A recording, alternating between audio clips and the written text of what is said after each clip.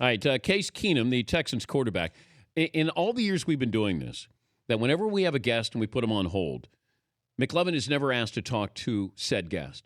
Case Keenum calls in. McLovin goes to Fritzy. Let me talk to him.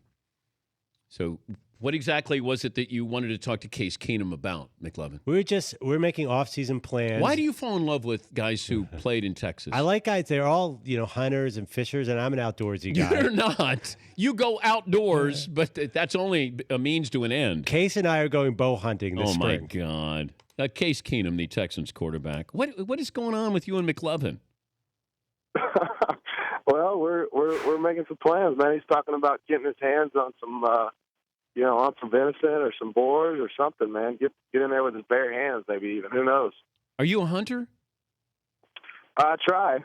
Most of the time I just sit there and watch. But if something comes by, I try.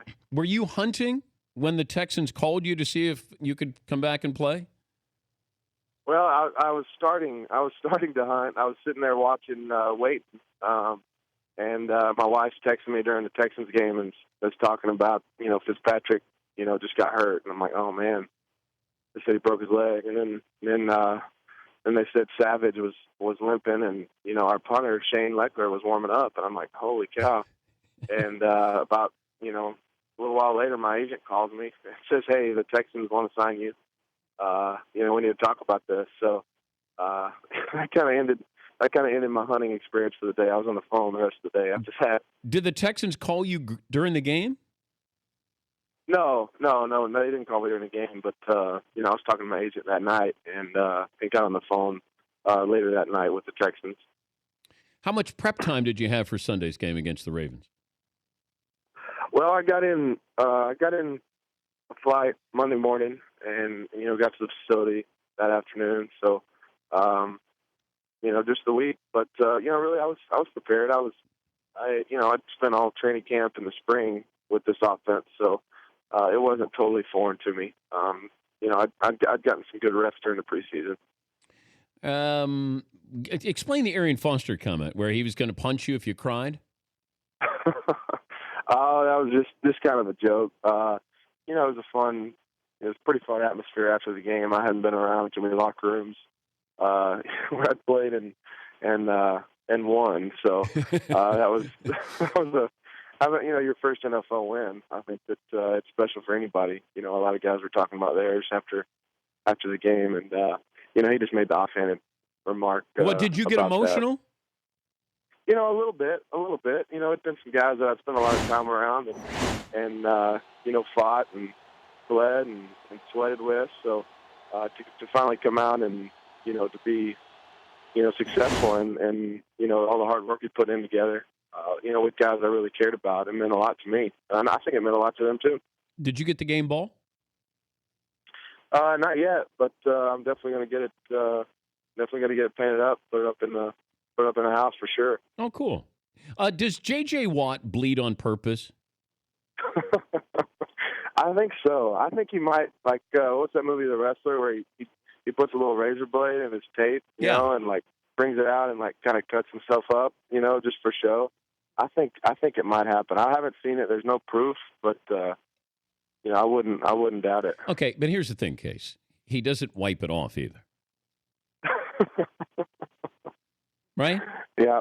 No, I mean I'm right there with you, man. This is MVP campaign strategy. I get it. I don't blame him, but there have been some people in this room who said he's kind of trying to act like Kurt Schilling with the bloody sock, and they won't be fooled again with something like that. But he looks menacing enough, but the blood, it looks like it's real. The blood is definitely real. It does take for some pretty scary pictures. I will say, besides the fact, Perloff having my back the entire time, that was probably the main reason I wanted to come back and stay in football. The other one was that, being on the same team as J.J. Watt, really was a big step for me. Is he scary? He's a great guy, and when he lines up, I've never had to, never had the opportunity to play in a real game against him. But has he might hit have you to ask some other before? quarterbacks. Has he hit you before in practice? No, he does a good job of staying away from the red jerseys. He does a good job of that. Oh, that's nice. You should. Yeah, Why it is. don't you taunt him? Just see what I could get. Yeah, just see. So you're starting then against the Jags, right? This is correct. Okay. Over under. What are we going to put over under here for Case? 2 touchdowns. Anybody going over? McLovin, you going to go over? Way over. Way over with your new boyfriend, Case Keenum. Do you realize you're like the fourth quarterback in his life? He had Andy Dalton. He had Kevin Cobb. What other quarterback? Well, I like Brian Hoyer personally. Yes, and so it's now you. So Tom Brady and yeah, Case Keenum. Just give you an idea, Case. He's a serial quarterback dater. Well, only one of those quarterbacks has the all-time NCAA passing record. Wow, that is devotion, Case. Yeah, he goes all out, man, and I appreciate it. Man. It means a lot. It means a lot, Pro. I appreciate that, man. Yeah, how about that? All right. Well, good luck against the Jags. Congrats on your first win, Case. Good to have you back on the show.